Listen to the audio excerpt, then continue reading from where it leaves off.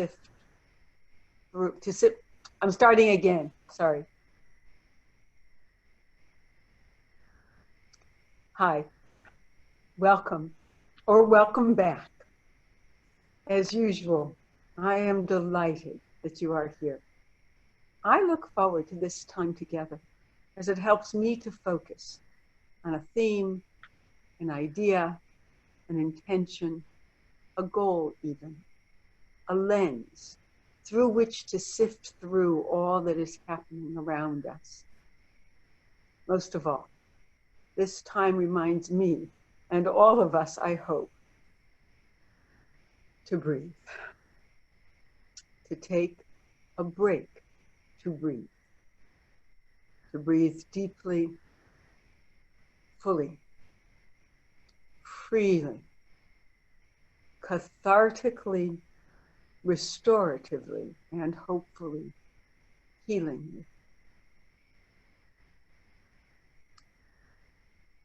I was thinking this week that at a certain level, I am actually enjoying thinking about Jewish tradition every week as it relates in particular to this time in our history, this time that is dominated by the news, the statistics, the anxiety, and the burden of the novel coronavirus.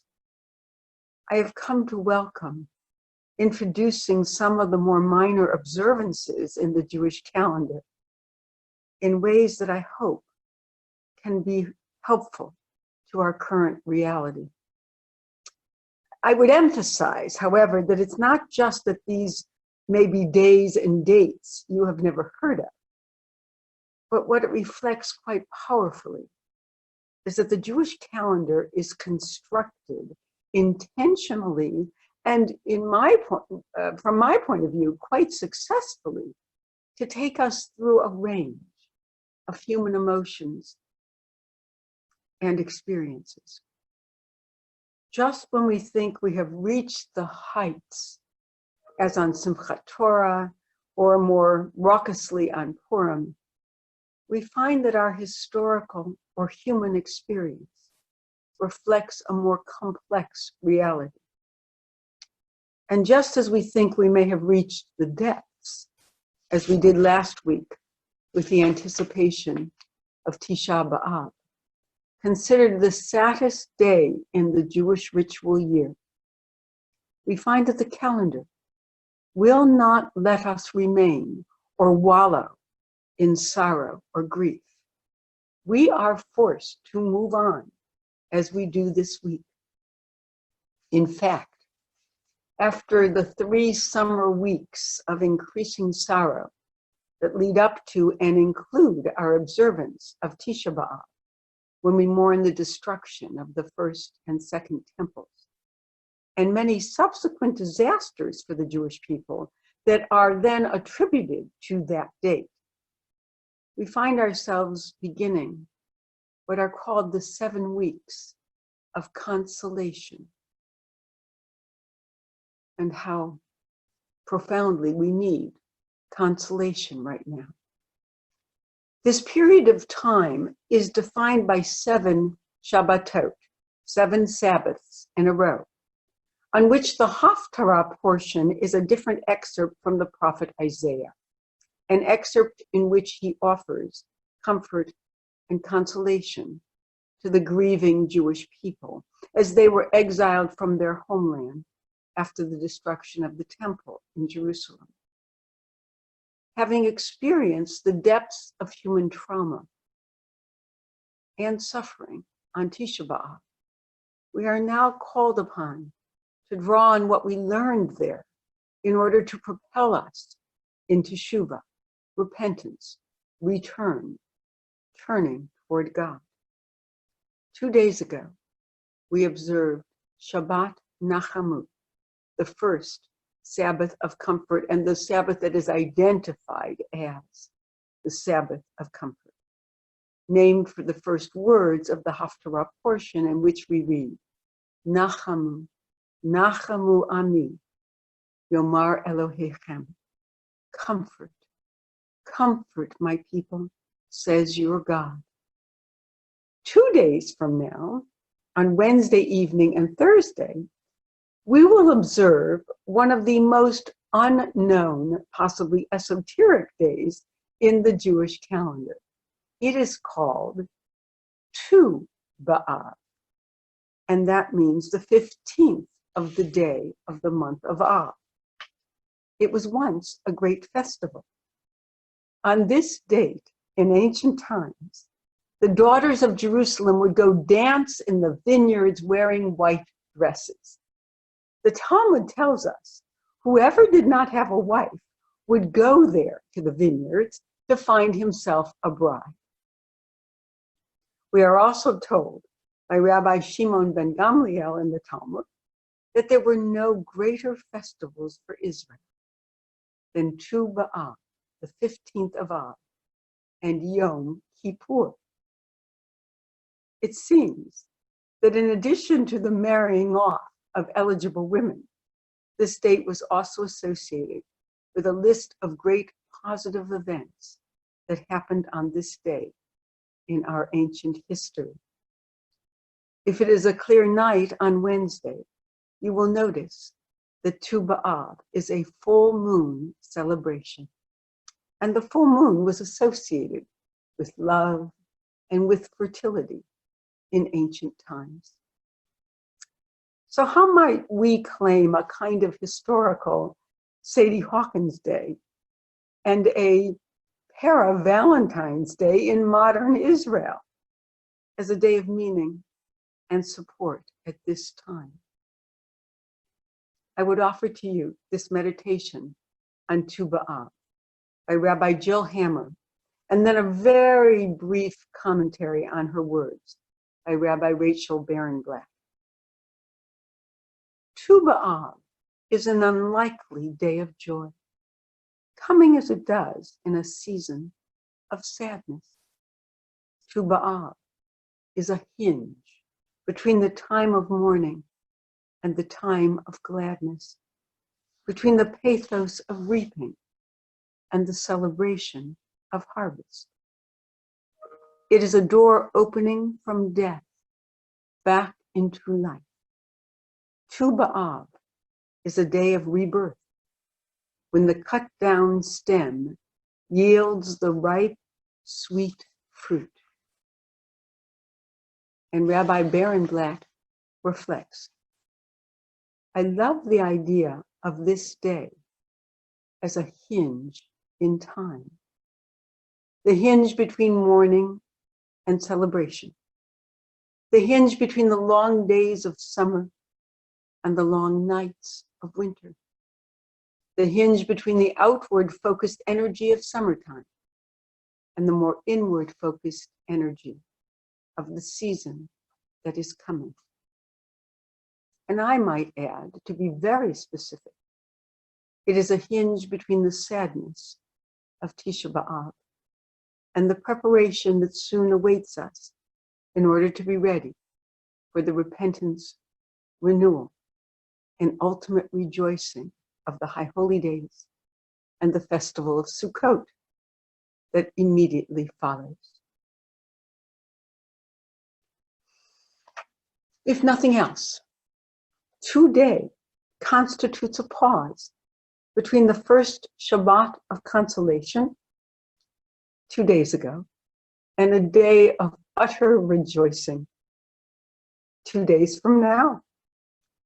It offers us the promise and the, forgive the noises of my computer. It offers us the promise and the possibility of rising from the feelings of limitation and constriction that are intrinsic to this experience of quarantine and distance, of shaking off our anxieties and grief, if only for a short time, and letting our spirits, our imaginations, and our hearts dance with abandon. Let us begin. Let us sit comfortably but attentively.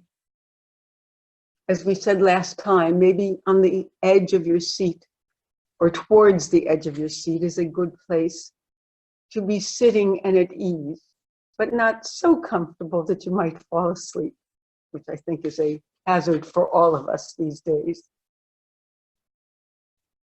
Let us put our feet on the ground, close our eyes or softly unfocus them, and perhaps let them rest just a foot or two in front of us. Our hands might be on the arms of a chair or resting quietly in our laps. I have seen many people who take these moments, let their hands rest openly, facing up on their laps. It's a way of kind of physically letting go, uncoiling, letting go of some of the tensions and the holdings that we experience in our bodies. Let us breathe in and become aware of our bodies, of the places that hold our tension, hold our anxieties, hold our feelings sometimes away from us, at bay. Let us let those go and breathe in deeply.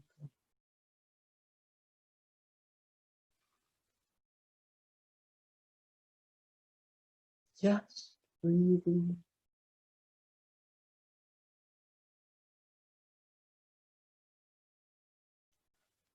And let the breath out.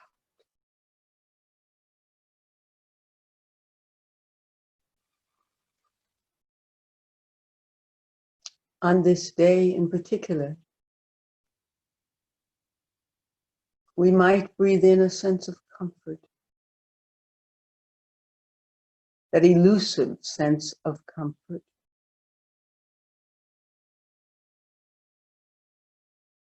Our tradition says it is there for us. We have only to access it.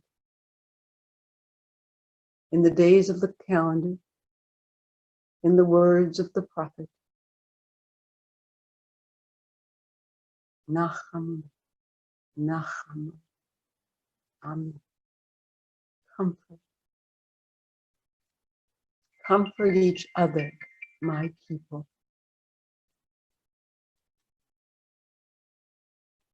Comfort. We breathe in. And we let go of the sorrows of Tisha B'Av.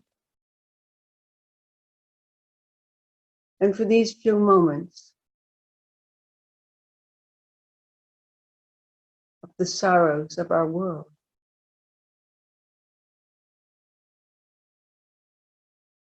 we breathe in comfort.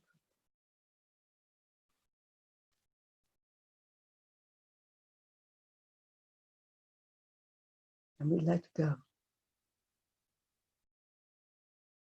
of the difficulties right now, in this moment.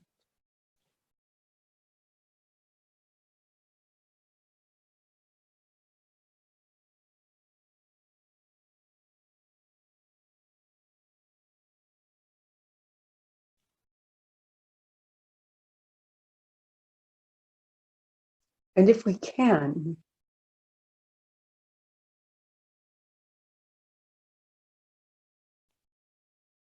let us breathe in a sense of possibility, of potential, of uplift that our calendar holds out for us.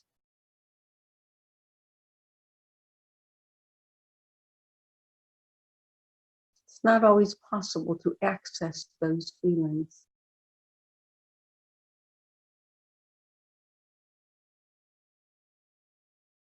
Let us try.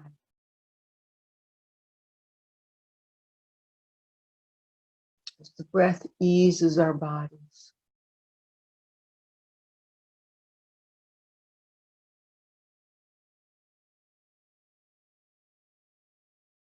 we let go.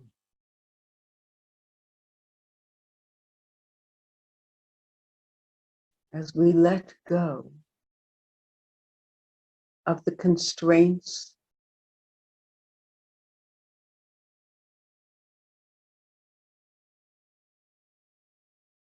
of the constriction,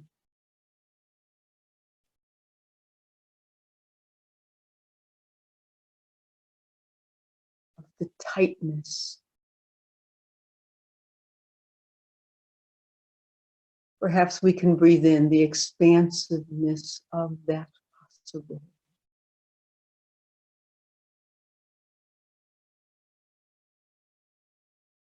The energy of dancing, imagine.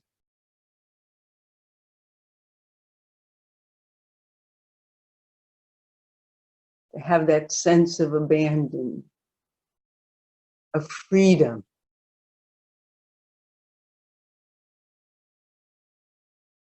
We know it. We know it. We have been there. We will be there again. That's what our calendar tells us. We will be there again. The depths and the heights are both transitory.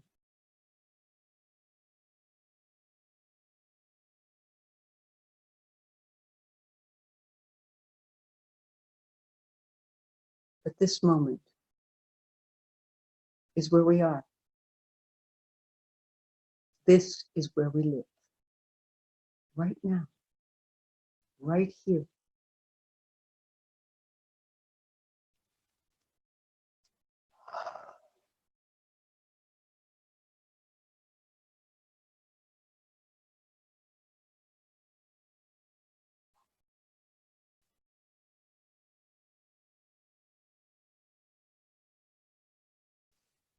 And as we breathe in Nacham, as we breathe in that comfort, it reminds us to hold ourselves with gentleness, with care, with compassion.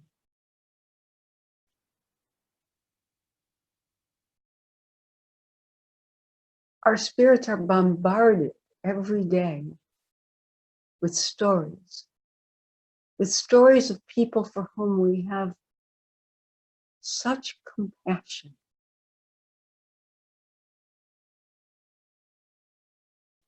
Let us remind ourselves that that compassion needs to go in two directions. It goes outward to others, there is no question. But we have to direct it inward to ourselves. There is enough. Enough for our hearts, our tender, aching hearts.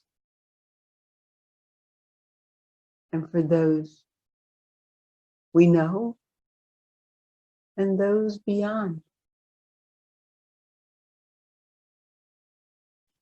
whom we know as human beings, dealing with this time as we all are.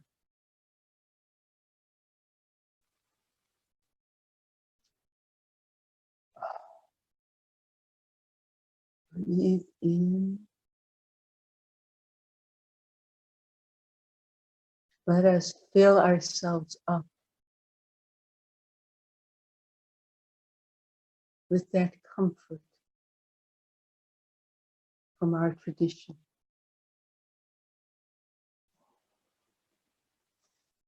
And let us breathe out. For right now, the grief and the sorrow and the devastation.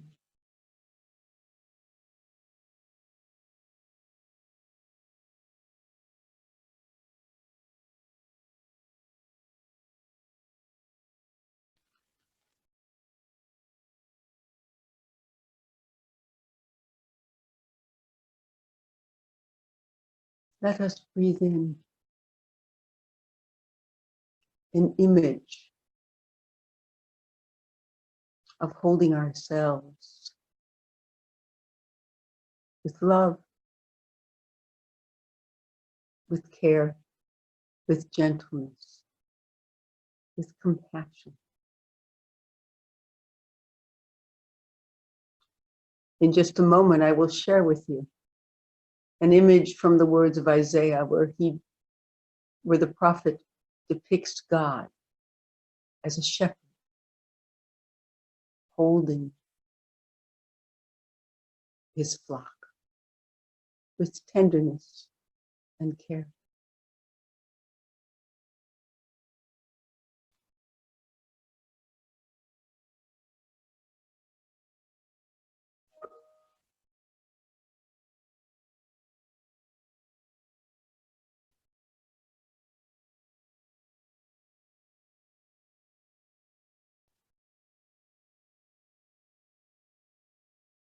I invite you to continue this process, to continue to breathe in the positive messages from our tradition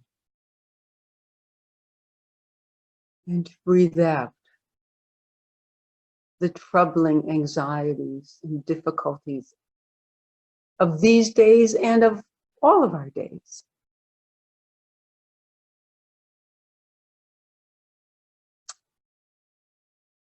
But I would share with you, by way of conclusion and hopefully of blessing, these words of comfort from the prophet Isaiah, read just this last Shabbat in synagogues all over the world. Comfort. Give comfort to my people, says your God.